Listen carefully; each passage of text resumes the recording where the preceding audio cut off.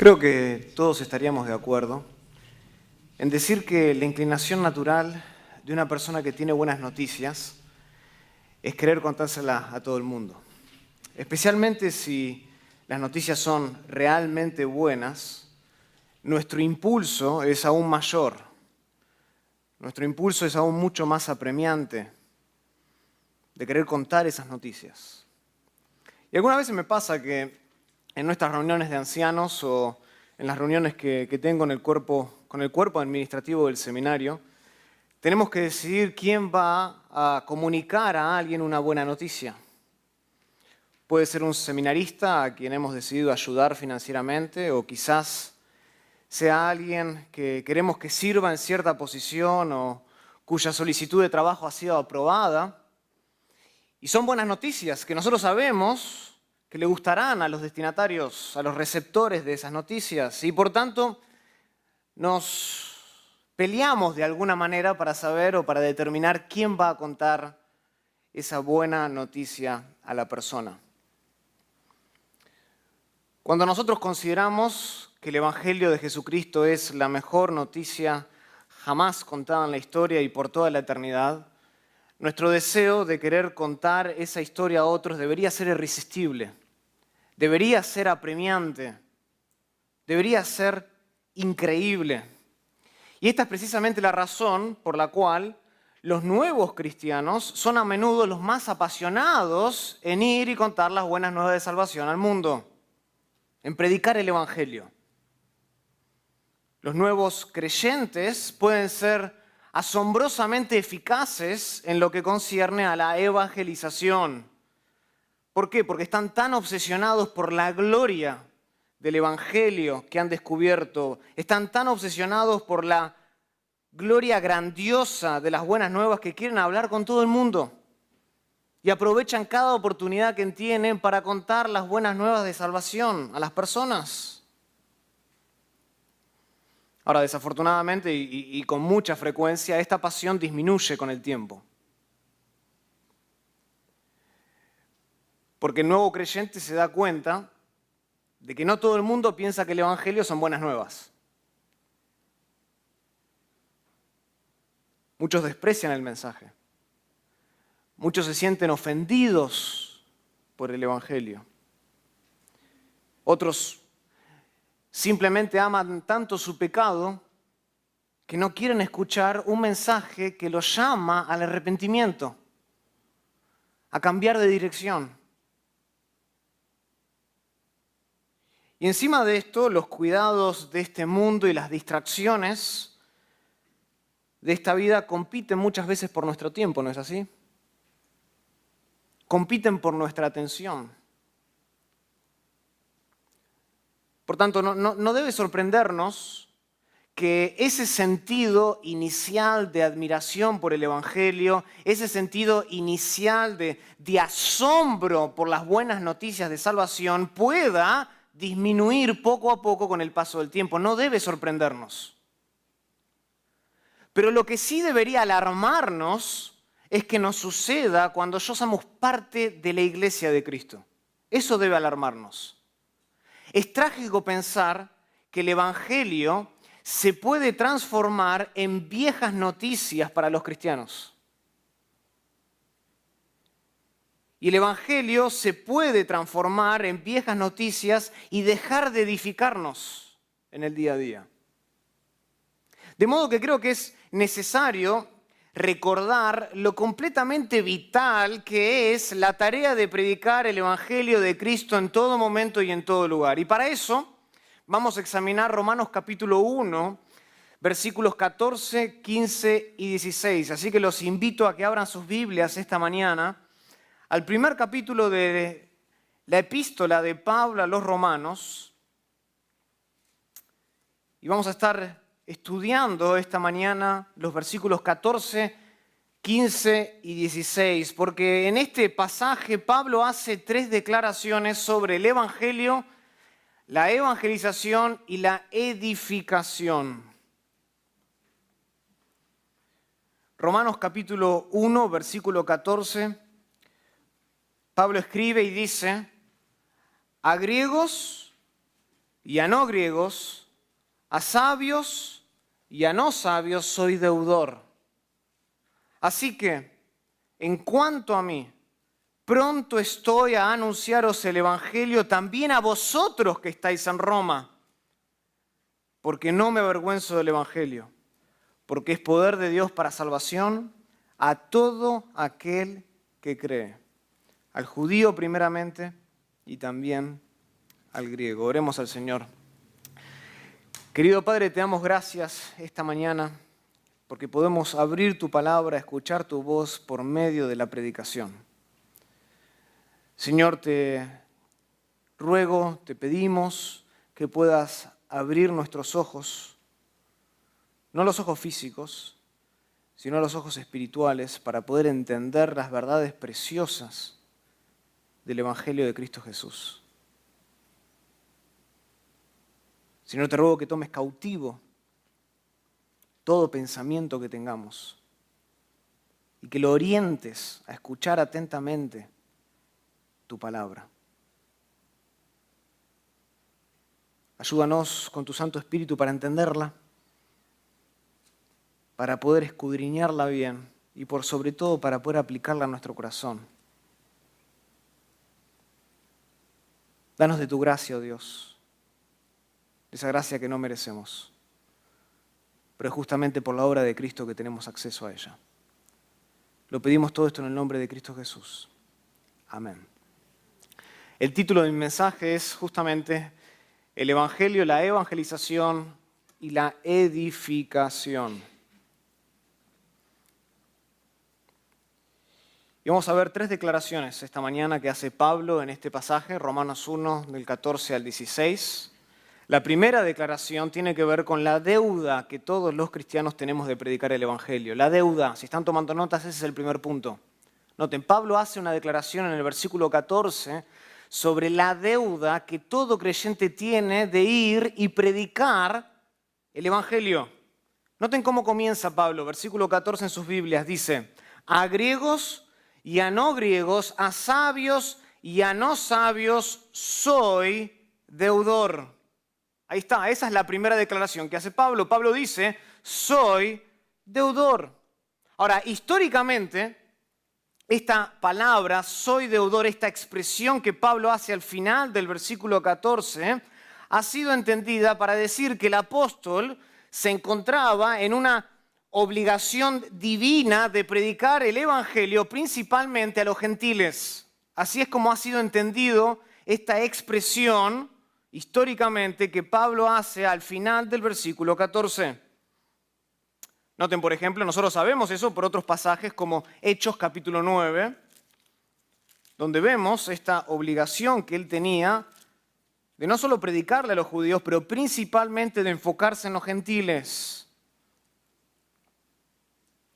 Hechos capítulo 9, recuerdan, este es el capítulo donde se narra, se registra la conversión de Pablo camino a Damasco, y en el versículo 15 de Hechos 9, Pablo dice, el Señor le dijo, ve, porque instrumento escogido me es este, ¿para qué? Está hablando de Pablo, para llevar mi nombre en presencia de los gentiles y de reyes y de los hijos de Israel, porque yo le mostraré cuánto le es necesario padecer por mi nombre.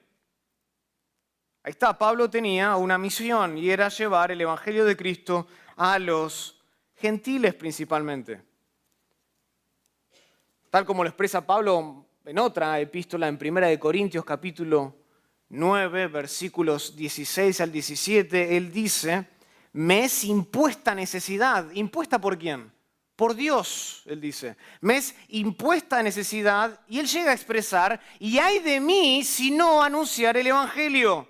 Por lo cual, dice Pablo, si lo hago de buena voluntad, recompensa tendré. Pero si de mala voluntad, la comisión me ha sido encomendada, dice Pablo. O sea, no hay duda de que Pablo tenía una obligación delante de Dios de predicar el Evangelio de Cristo Jesús. Le había sido impuesta una necesidad y él llegó a decir, ay de mí si no predico el Evangelio. O sea, en otras palabras, lo que el apóstol está diciendo es, sea maldito, sea condenado si yo no cumplo con mi llamado de anunciar las buenas nuevas de salvación.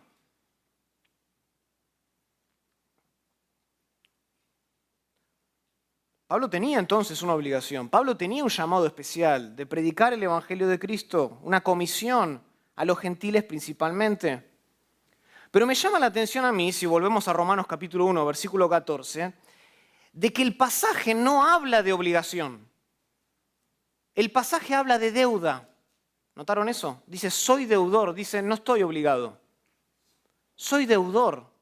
Además, noten que la deuda no es con Dios. La deuda es con otras personas. Él dice, soy deudor, no a Dios, soy deudor ¿a quién? A griegos y a no griegos, a sabios y a no sabios. Así que hacemos bien en preguntarnos si hay algo más aquí que un simple sentido de obligación en el texto. Por lo general nosotros incurrimos en una deuda cuando alguien nos presta algo, ¿no es así? Si alguien me presta $100, inmediatamente en ese momento que yo recibo esa plata, incurro en una deuda. Yo le tengo que devolver a esa persona los $100 que me prestó. El problema con entender la deuda que tenía Pablo de esta manera es que nadie le había prestado nada a él. ¿Qué quiero decir? El apóstol no tenía que devolverle nada ni a los griegos ni a los no griegos. Es más, Pablo ni siquiera había visitado Roma todavía. ¿Cómo sabemos eso? Por el contexto. Noten lo que dice, versículo 11.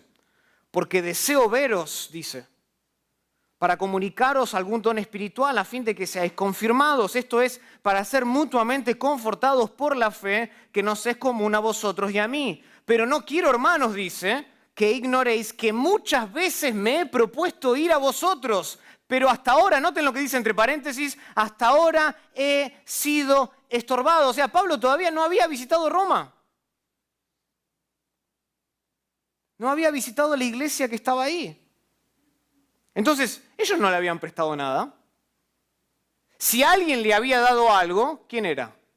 Dios, quien gratuitamente lo había llamado tanto a la salvación que solo se puede encontrar en Cristo Jesús, como así también al ministerio del apostolado. Y eso lo vemos claramente otra vez en el contexto de Romanos capítulo 1, noten, versículo 1. Pablo, siervo de Jesucristo, llamado a ser apóstol, apartado para el Evangelio de Dios. Había sido ¿llamado por quién? Por Cristo Jesús. Había sido apartado para el Evangelio de Dios. Versículo 5. Y por quien recibimos la gracia, dice. ¿De quién está hablando? De Cristo Jesús. Por quien recibimos la gracia y el apostolado para la obediencia a la fe en todas las naciones por amor de su nombre. Entonces, si de alguien había recibido algo, Pablo era ¿de quién? De parte de Dios. Sin embargo, nada de esto era un préstamo que tenía que ser devuelto. El llamado de Pablo a la salvación, el llamado de Pablo para el apostolado por medio de Jesucristo, no era un préstamo que tenía que ser pagado de alguna manera de vuelta a Dios. De otra manera, la gracia no sería gracia. Es lo que Pablo dice más adelante en Romanos capítulo 11, versículo 6. Entonces, en ese sentido, la gracia no puede producir deuda. No puede producir deuda. De hecho, lo mejor acerca de la gracia, ¿qué es? Es que anula nuestras deudas. Colosenses capítulo 2.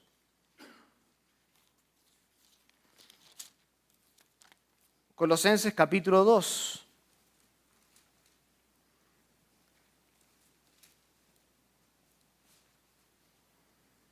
Colosenses capítulo 2, versículo 13, Pablo escribe y dice, y a vosotros, estando muertos en pecado, y en la incircuncisión de vuestra carne, os dio vida juntamente con él, perdonándonos o perdonándoos todos los pecados, escuchen, anulando el acta de los decretos que había contra nosotros. Algunas traducciones dice, anulando nuestras deudas, que nos era contraria, quitándola de en medio y clavando esa acta, ¿dónde? En la cruz.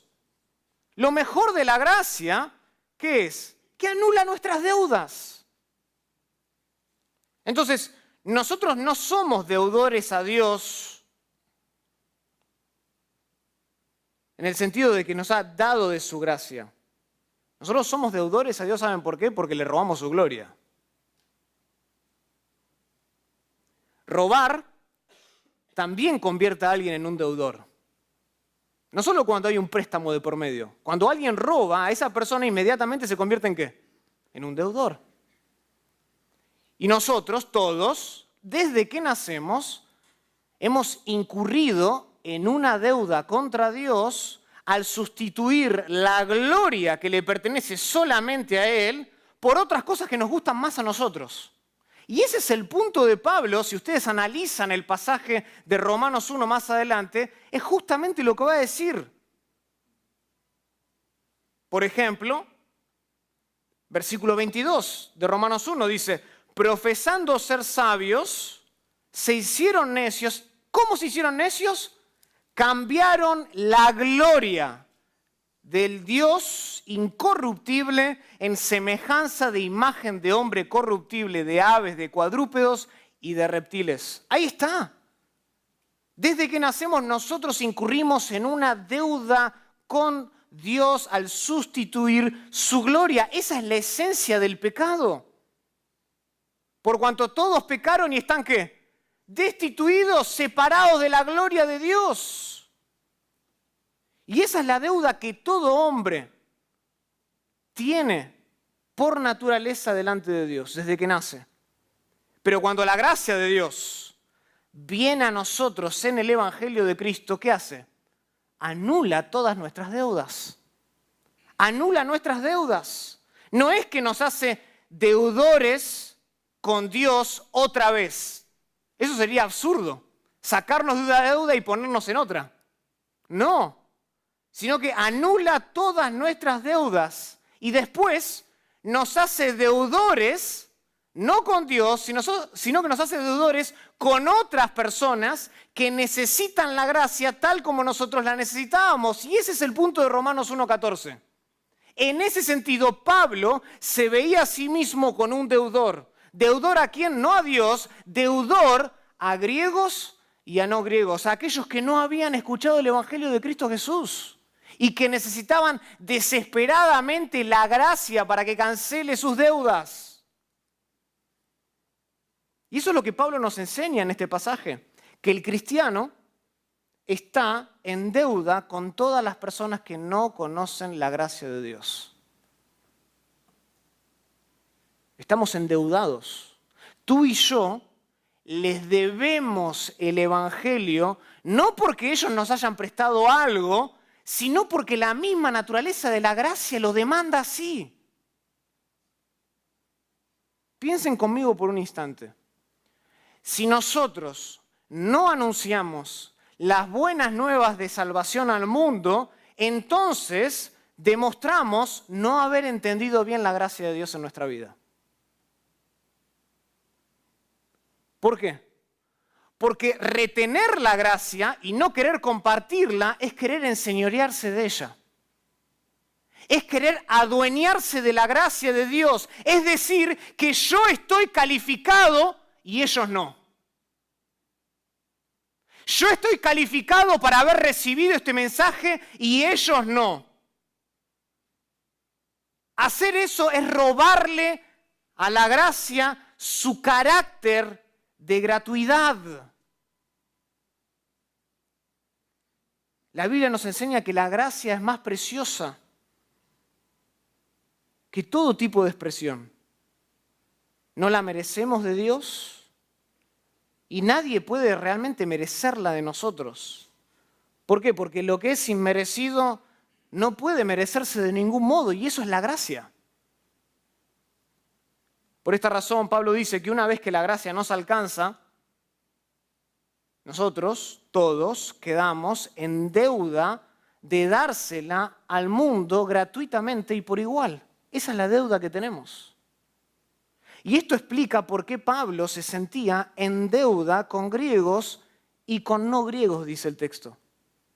Literalmente, en el idioma original, el texto dice que Pablo estaba en deuda con griegos y con bárbaros. Con bárbaros. Un bárbaro era una persona incivilizada. Un bárbaro era una persona inculta. Por ejemplo, se usa en Hechos capítulo 28, una página o 2 páginas antes en su Biblia, Hechos capítulo 28, versículo 1 dice: estando ya a salvo, supimos que la isla se llamaba Malta. Y noten lo que dice el versículo 2. Y los naturales, ahí la palabra naturales es la misma que aparece en Romanos capítulo 1, 14. Literalmente es y los bárbaros. Es decir, los nativos de aquella isla nos trataron no con poca humanidad, porque encendieron un fuego, nos recibieron a todos a causa de la lluvia que caía y del frío. Versículo 4, cuando los naturales vieron la víbora colgando de su mano, se decían unos a otros: ciertamente este hombre es homicida, a quien escapando del mar la justicia no deja vivir. Versículo 2, versículo 4, la palabra ahí naturales es bárbaros.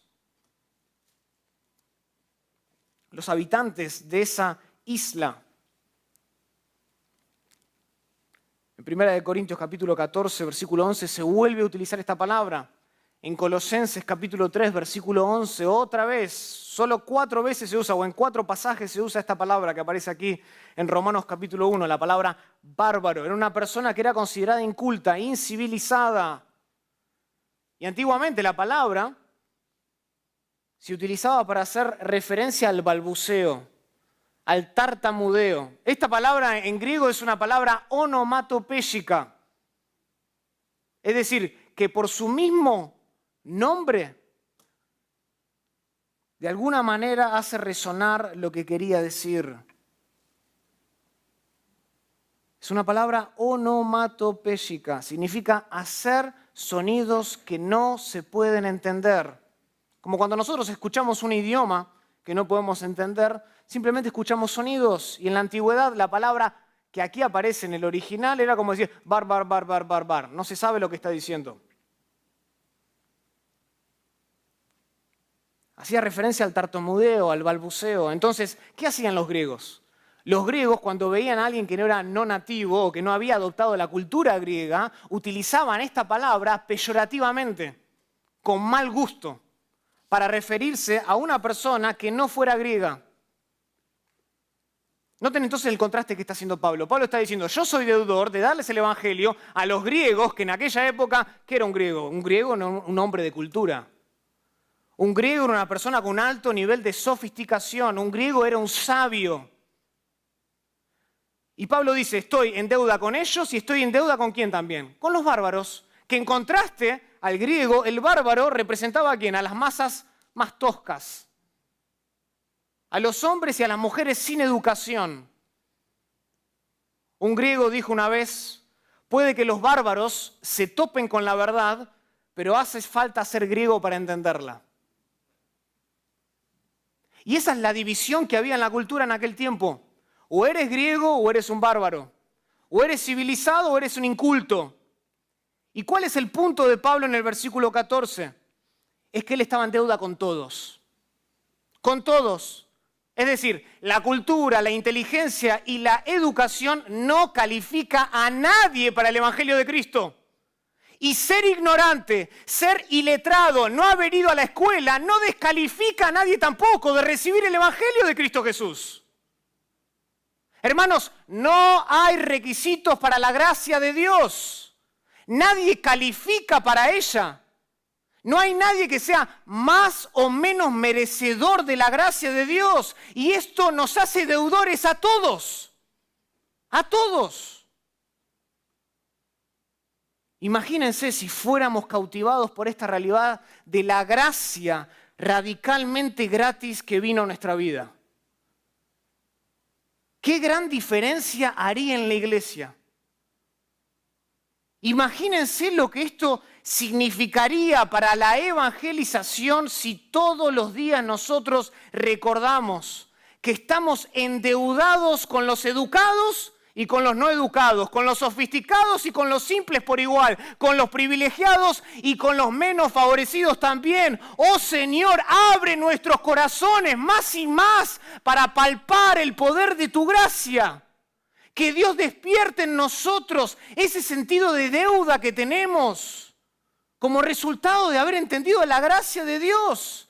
Y que Dios elimine de nosotros cualquier deseo de querer enseñorearnos de la gracia de Dios. Porque todo el que no paga esta deuda de predicar el evangelio al mundo, prueba de que realmente no conoce la gracia de Dios. El que ha gustado de la gracia de Dios quiere dar la gracia a otros gratuitamente y por igual. No se adueña de ella, no se enseñorea de ella, ni tampoco hace acepción de personas.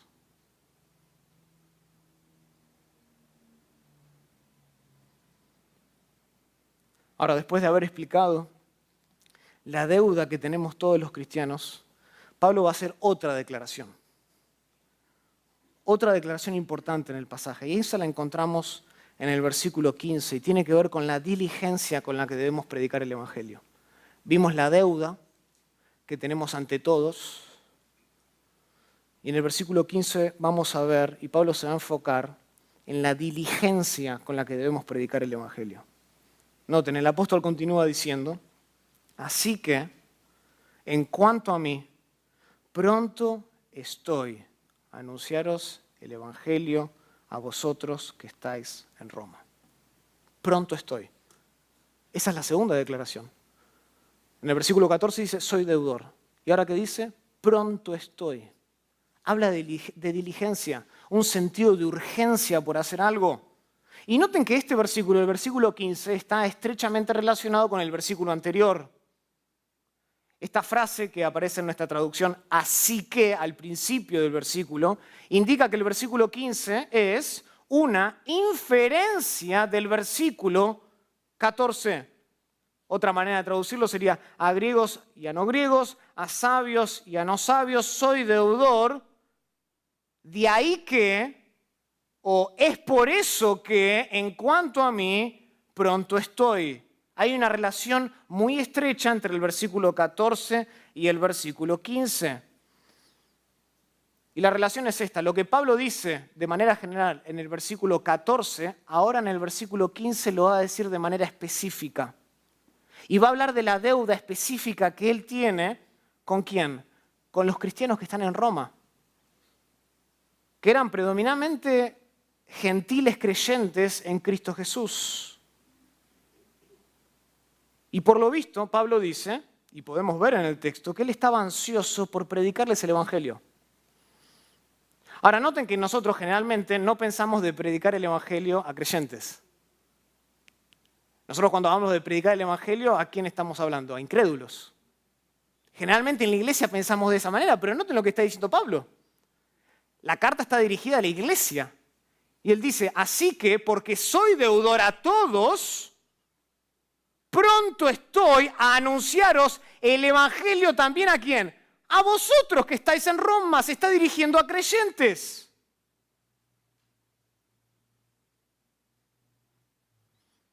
Pablo quería ir a Roma y predicarles el evangelio. ¿Por qué? Porque la meta de Pablo, ¿cuál era? Era la obediencia a la fe en todas las naciones. Sabemos eso otra vez por el contexto. Noten versículo 5. Y por quien recibimos la gracia y el apostolado, ¿para qué? Para la obediencia a la fe en todas las naciones por amor de su nombre. Eso era lo que Pablo, esa era la meta de Pablo, crear obediencia a la fe en medio de todas las naciones. ¿Y cómo se manifiesta la obediencia? A través de una fe que obra. Así se manifiesta la obediencia de una persona. La fe que no se hace manifiesta en una vida obediente fraudulenta. La fe que no produce obras es inservible. Es de lo mismo que habla Santiago en capítulo 2. Y aunque es cierto que nosotros no somos salvos por obras, sí somos salvos para hacer buenas obras. Efesios capítulo 2, versículos 8, 9 y 10. Somos salvos por gracia, por medio de la fe, no por las obras. ¿Para qué? Para que nadie se gloríe. Sin embargo, aunque no somos salvos por medio de las obras, Dios nos ha salvado para que nosotros después podamos producir buenas obras y de esa manera manifestar la obediencia de que Él es nuestro Señor, de que le seguimos a Él. Y la pregunta es, ¿cómo surge este tipo de fe que obra para la obediencia? ¿Y saben cómo surge? A través del Evangelio. A través del Evangelio. Pablo lo explica más adelante en el capítulo 10, versículo 17, ¿se acuerdan? Cuando él dice, así que la fe es por el oír. ¿Y el oír por qué? Por la palabra de Dios, por el anuncio del Evangelio, la predicación de las buenas nuevas. Entonces noten lo que está diciendo Pablo. Pablo está diciendo que nuestra fe comienza con las buenas nuevas de salvación y nuestra vida cristiana es sustentada una y otra vez por el Evangelio de la gracia de Cristo. O sea, el deseo del apóstol no era solamente ir a Roma y obtener nuevas profesiones de fe. Ese no era solamente el deseo de Pablo, sino que además Pablo estaba interesado en traer a Dios una ofrenda de gentiles que estén santificados, es decir, quería ocasionar en ellos la obediencia a la fe que es en Cristo Jesús. ¿Y cuál era la manera en la que Pablo trabajaba para este fin? Para producir en ellos la obediencia que viene por medio de la fe, ministrando el Evangelio. Ministrando el Evangelio, noten, capítulo 15 de Romanos. Romanos capítulo 15.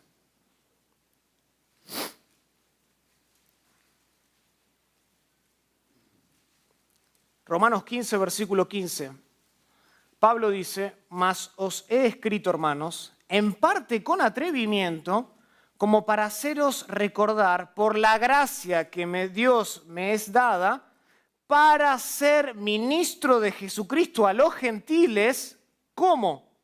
Ministrando el Evangelio de Dios, para que los gentiles les sean ofrenda agradable, santificada por el Espíritu Santo. Ese era el modus operandi de Pablo. La manera de hacer ministerio, ministraba con el Evangelio mismo.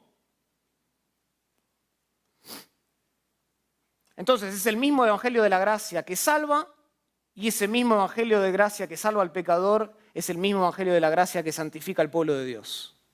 El mismo Evangelio. Así que el Evangelio es tanto para la evangelización de los incrédulos como para la edificación de la iglesia. Ese es el punto de Pablo. Ese es el punto de Pablo. Sirve para ambos grupos, para el que no conoce a Dios y para el que conoce a Dios.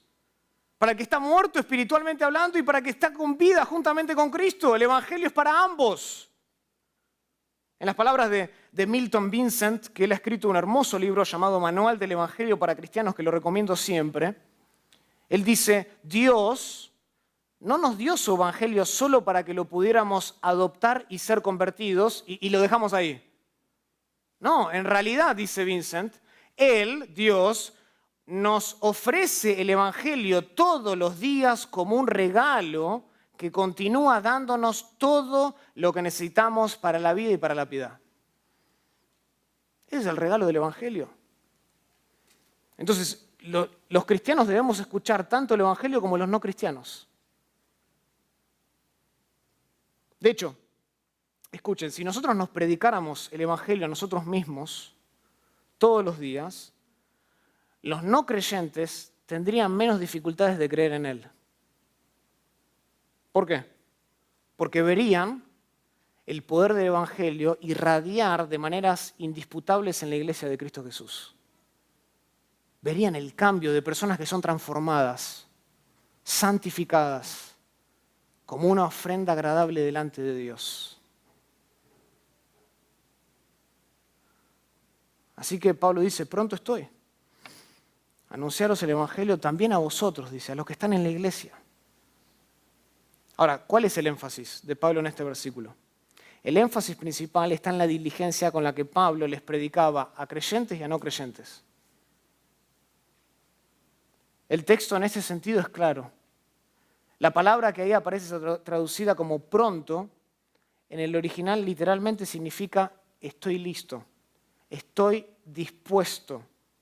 Expresa una resolución anhelante, expresa un deseo entusiasta.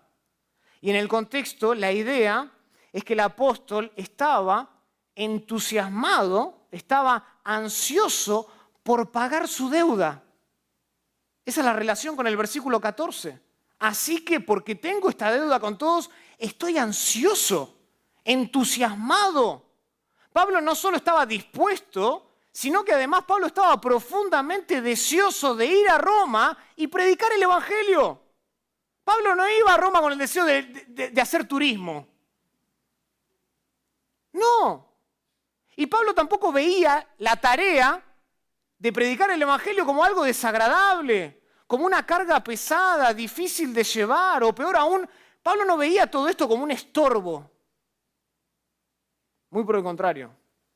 Pablo aquí señala que él estaba vehementemente entusiasmado de llevar a los gentiles creyentes a la obediencia, a la fe en Cristo Jesús. Y hasta este momento nosotros sabemos que Pablo se había mantenido alejado de la iglesia en Roma. Pero ahora dice, estoy listo. Ahora estaba listo y anhelaba visitarlos porque él ya había echado el fundamento del Evangelio en Asia Menor y en la península griega y ahora podía moverse a otra región. Esto es lo que Pablo de hecho expresa en el capítulo 15. De nuevo, vuelvan conmigo rápidamente al capítulo 15.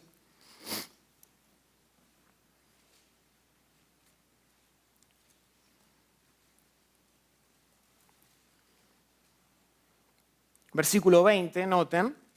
Y de esta manera me esforcé a predicar el Evangelio. Noten otra vez, está hablando de un entusiasmo, una tarea. Me esforcé a predicar el Evangelio, escuchen, no donde Cristo ya hubiese sido nombrado, para no edificar sobre fundamento ajeno. Esa era una de las razones por la cual Pablo se había mantenido ajeno a la iglesia en Roma, es porque él no había echado el fundamento en Roma.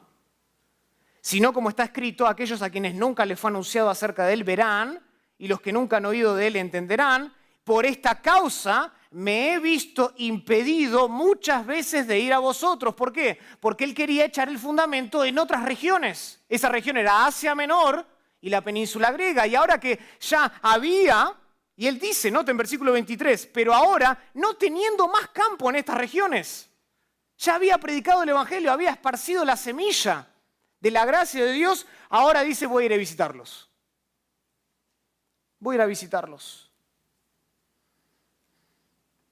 Y parte de este deseo de Pablo de visitar a la iglesia en Roma, no solo era edificar a la iglesia a través del Evangelio de Cristo, sino también predicar el Evangelio a incrédulos en esa ciudad. Pablo sabía que los incrédulos en esa ciudad necesitaban la gracia de Dios. Y la necesitaban de inmediato. Rápidamente, la necesitaban con urgencia. Y esta clara disposición de Pablo, este entusiasmo de Pablo de querer ir a esta gran ciudad en el Imperio Romano para anunciar las buenas nuevas de salvación, revela la gravedad en la que estas personas se encontraban. Pablo estaba entusiasmado, quería ir y quería ir ya. Y estas personas estaban en grave peligro, ¿por qué? Porque le habían robado la gloria a Dios.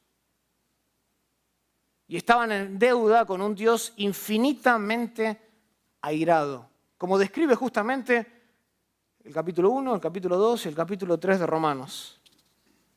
Y Pablo entendía que ninguno de ellos escaparía de la merecida ira de Dios a menos de que se arrepientan de sus pecados y confíen en Cristo Jesús. Y eso solo sucedería ¿cómo? Si alguien viene y les predica el Evangelio. Si alguien viene y les predica el Evangelio.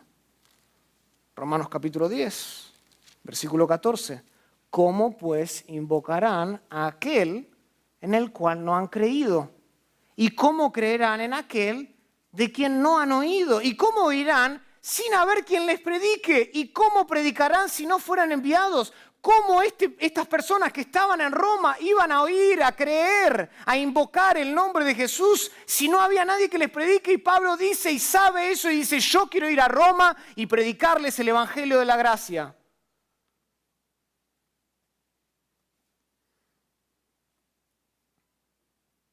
Pablo entendía la deuda eterna en la que todos nosotros incurrimos desde que nacemos, de robarle la gloria de Dios, de sustituir su gloria con cosas que nos parecen más satisfactorias que ella. Y esa deuda que Pablo tenía era la razón de su compromiso, la razón de su entusiasmo, la razón de su diligencia para predicar el Evangelio y predicarlo con urgencia. Y mi pregunta para ti esta mañana es, ¿tú entiendes eso?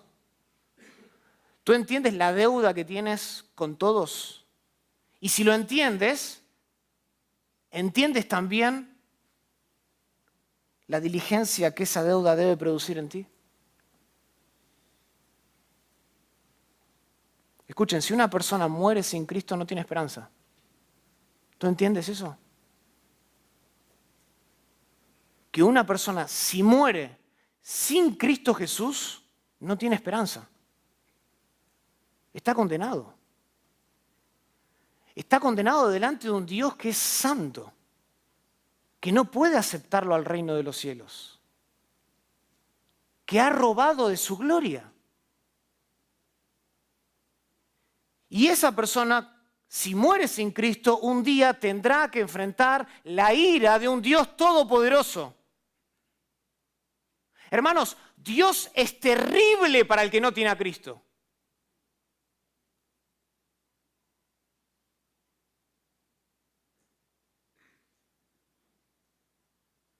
Entonces seamos diligentes.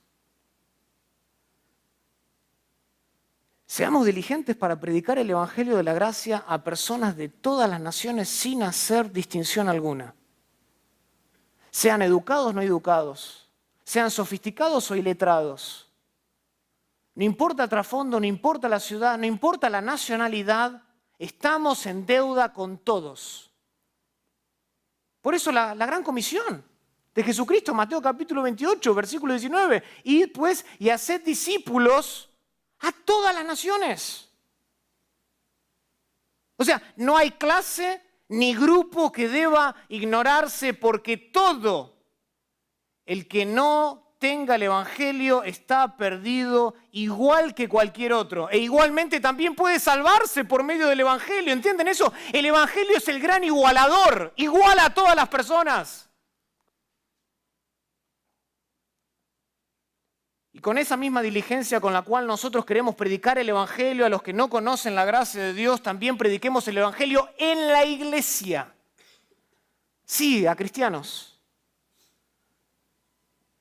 Porque los creyentes también necesitamos el Evangelio. Ese es el punto de Pablo. No necesitamos el Evangelio para ser salvos, sino para mantenernos firmes en esa gracia que nos fue dada. Para crecer en la gracia y el conocimiento de Dios. Noten que la gran comisión no solamente ir y hacer discípulos. ¿Cómo hacemos discípulos? Versículo 20. Enseñándoles. Y Pablo enseñaba a la iglesia y hacía discípulos ¿cómo? Predicando el Evangelio.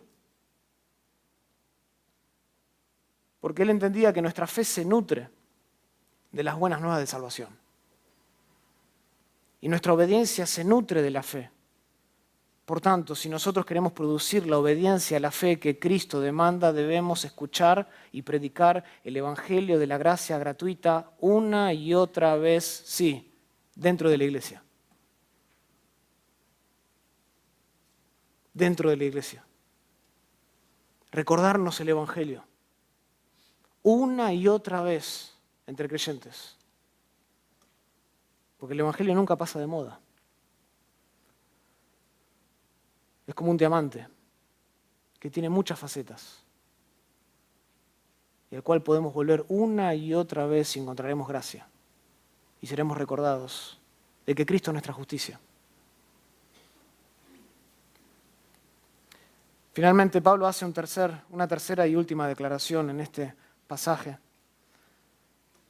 Y el foco de esta última declaración está en el denuedo con el que nosotros debemos predicar el Evangelio. Vimos la deuda que tenemos con todos, vimos la diligencia con la cual debemos predicar el Evangelio y ahora quiero que nos enfoquemos en el denuedo con el que debemos predicar el Evangelio. El denuedo significa la valentía, la audacia, el coraje. Noten, Pablo concluye con las siguientes palabras, versículo 16. Porque no me avergüenzo del Evangelio, porque es poder de Dios para salvación a todo aquel que cree. Al judío primeramente y también, dice Pablo, al griego.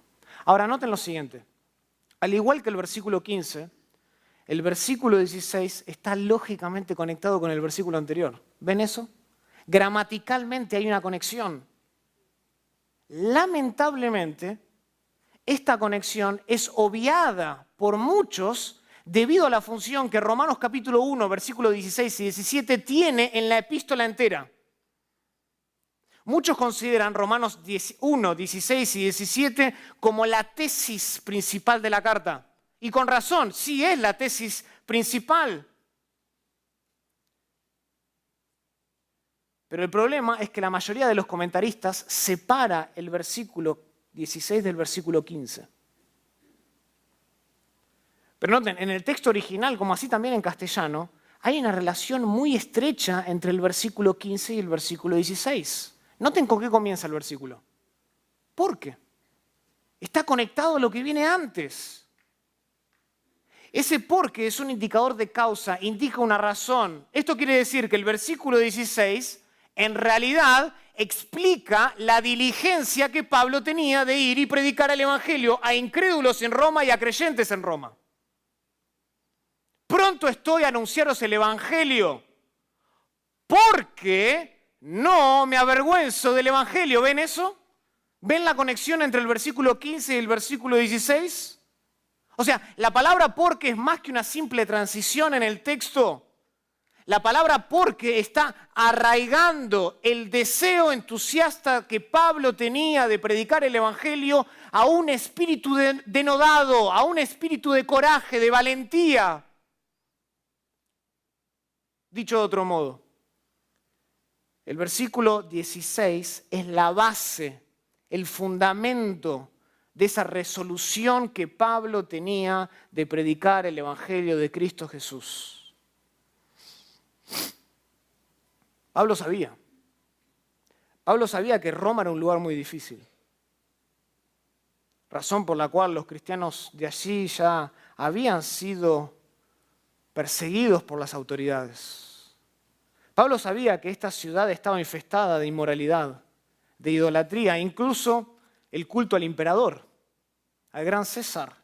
Él sabía que la mayoría de los romanos iban a despreciar su mensaje y que muchos seguramente tratarían de hacerle daño a Pablo como lo hicieron en otras ciudades, ¿se acuerdan?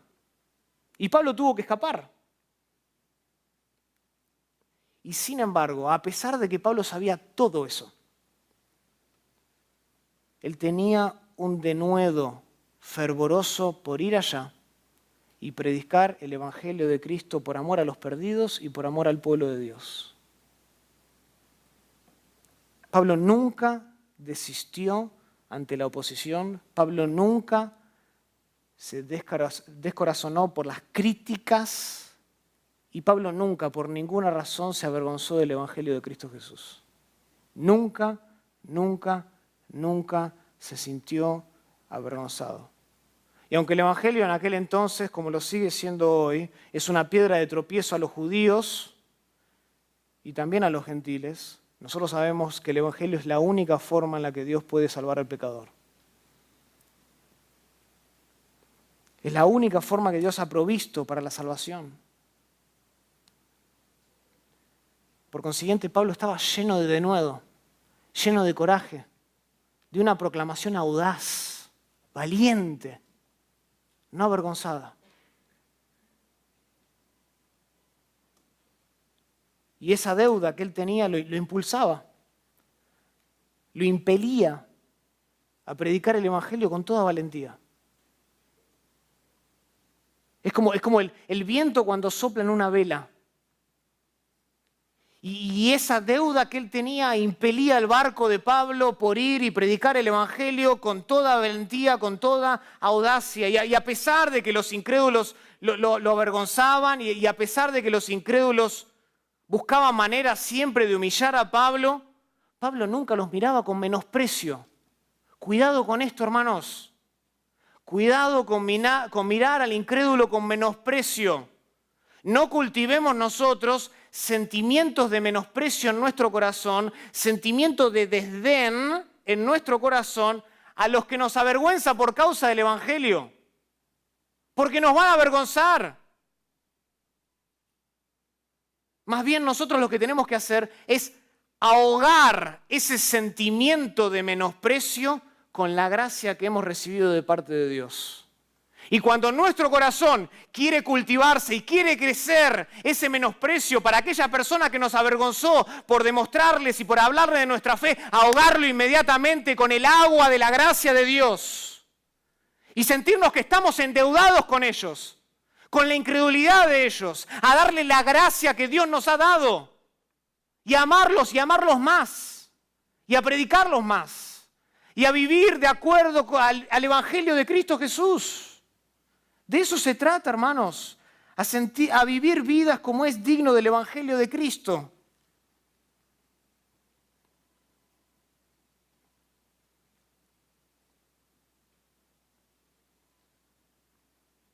A no avergonzarnos. Ahora, este espíritu denodado de Pablo de predicar el Evangelio, noten que en el versículo es el resultado directo también de confiar pura y exclusivamente en el poder de Dios. Porque, dice Pablo, no me avergüenzo del Evangelio, porque es poder de Dios. Noten otra vez aquí.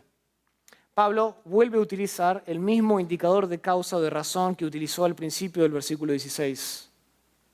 Él dice, pronto estoy a anunciaros el Evangelio porque, ahí está el primero, no me avergüenzo del Evangelio. ¿Y por qué Pablo no se avergonzaba del Evangelio? Segundo, ¿por qué?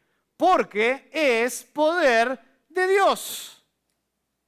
Por eso Pablo no se avergonzaba. Confiaba pura y exclusivamente en el poder de Dios que hay en el Evangelio de Cristo Jesús. Ahora, mucho se ha dicho acerca de esta última frase, el poder de Dios. Y como nosotros derivamos la palabra dinamita de este término griego que aquí se traduce como poder, algunos concluyen, equivocadamente, que el Evangelio es una especie de poder explosivo. Es una dinamita. Es un mensaje tan poderoso que tiene la capacidad de reventar la vida de una persona. Ahora, ¿cuál es el problema con esta interpretación? Que tal vez ustedes la escucharon alguna vez, alguien decir el Evangelio es la dinamita de Dios. El problema con esta interpretación es que la dinamita tiene una connotación negativa. El Evangelio no actúa como dinamita. No hace estallar a una persona. Claro, el Evangelio es poderoso, pero el Evangelio no es en sí mismo destructivo. Todo lo contrario, cuando el Evangelio llega a nuestra vida, ¿qué hace? Llega para traer salvación, es lo que dice el versículo. Porque es poder de Dios para, no dice destrucción, para salvación. Entonces, es totalmente inapropiado utilizar la palabra dinamita para describir el Evangelio de Dios. Además, la dinamita todavía no se había creado para ese entonces. Pablo ni sabía que era la dinamita.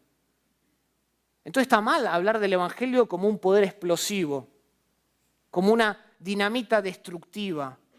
No, el Evangelio no es una dinamita, no es un poder explosivo, sino que el punto de Pablo es que el Evangelio es un poder dinámico. Ese es el punto. Es un poder efectivo, manifiesta la obra efectiva de Dios. 2 Corintios capítulo 5, versículo 20, cuando Pablo dice, somos embajadores de Cristo, como si Dios rogase por medio de nosotros. En el Evangelio Dios hace la obra, efectivamente.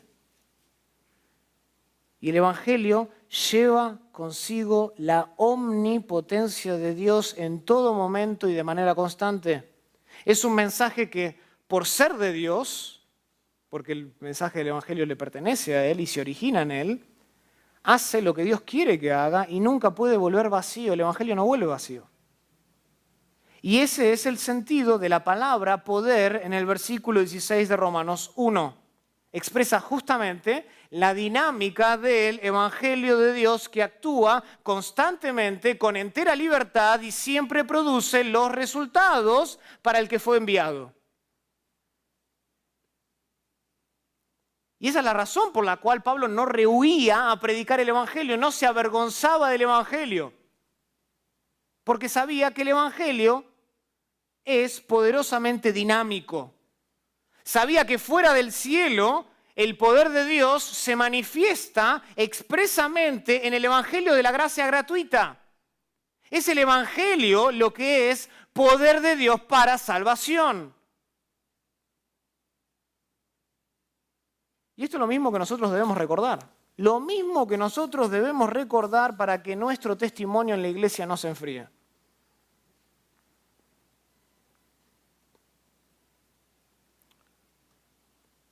Lo mismo que tenemos que recordar para que nuestro testimonio con los incrédulos no se enfríe. Escucha, piensa en el poder de Dios revelado o expresado manifiestamente en el Evangelio cuando tú te sientas tentado a avergonzarte de ese mensaje. Piensa en el poder de Dios. Piensa en el poder de Dios cuando estés en el trabajo y sepas que aquella persona probablemente te va a mofar, se va a reír de ti, te va a avergonzar con palabras despectivas, irrespetuosas. Considera el poder de Dios expresado en el Evangelio.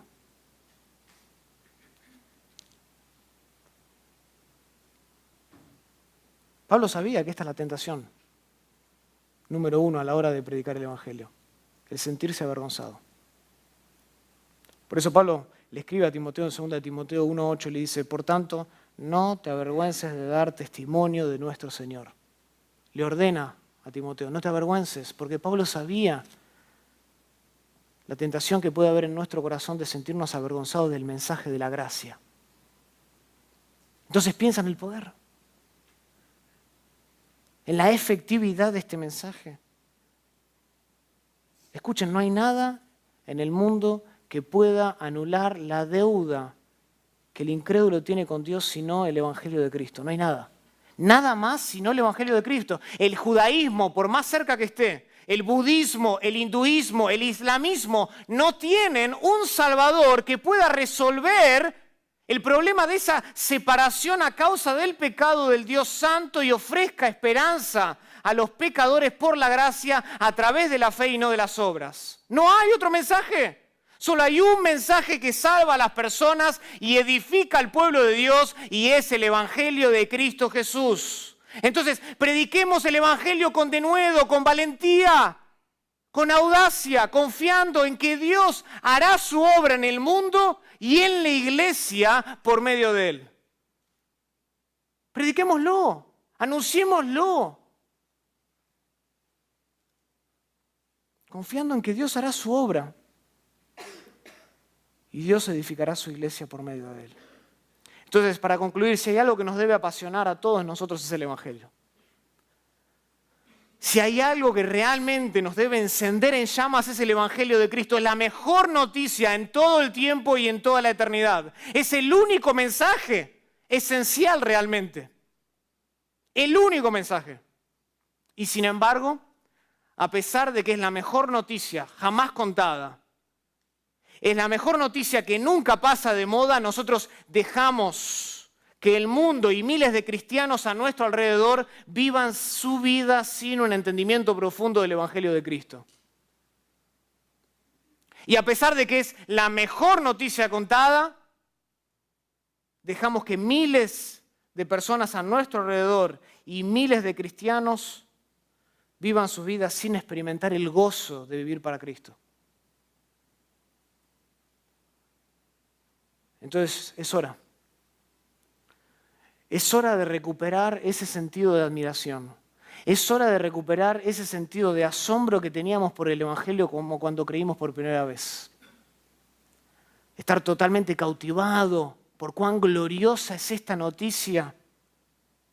Y mi deseo es que cada uno de nosotros hoy podamos salir de aquí reconociendo, al igual que Pablo, soy deudor, pronto estoy, no me avergüenzo del Evangelio de Cristo.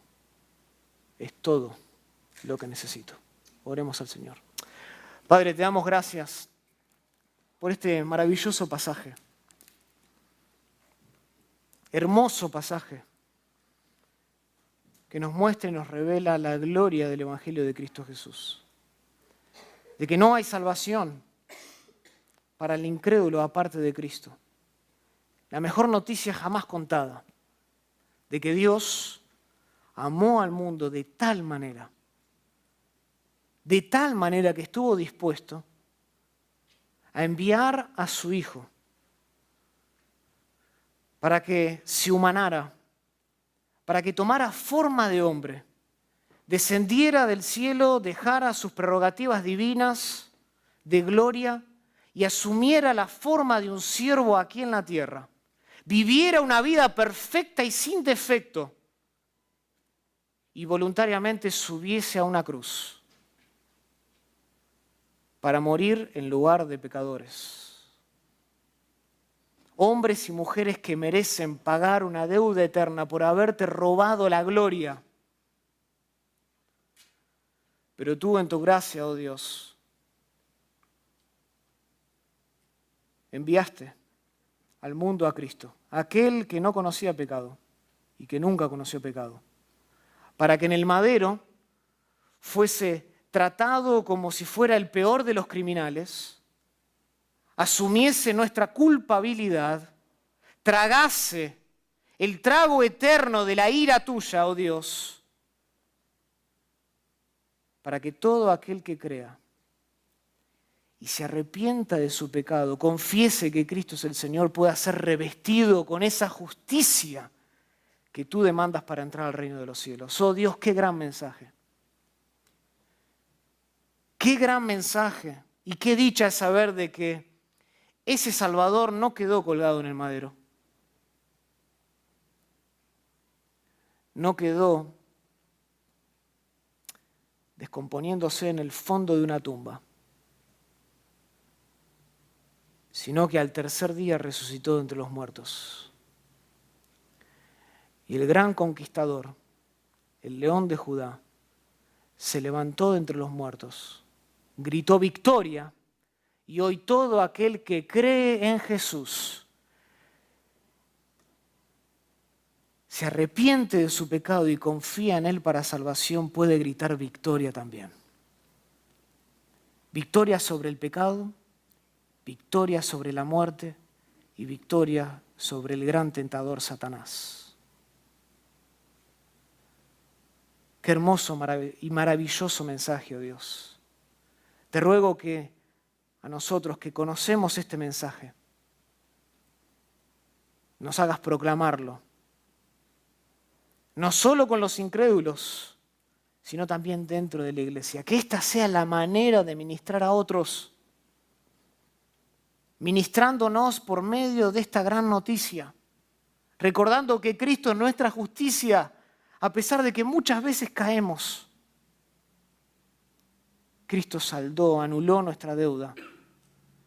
Y hoy tenemos esperanza, tenemos vida, tendremos resurrección. Este es el mensaje que necesita no solo el mundo, sino la iglesia hoy.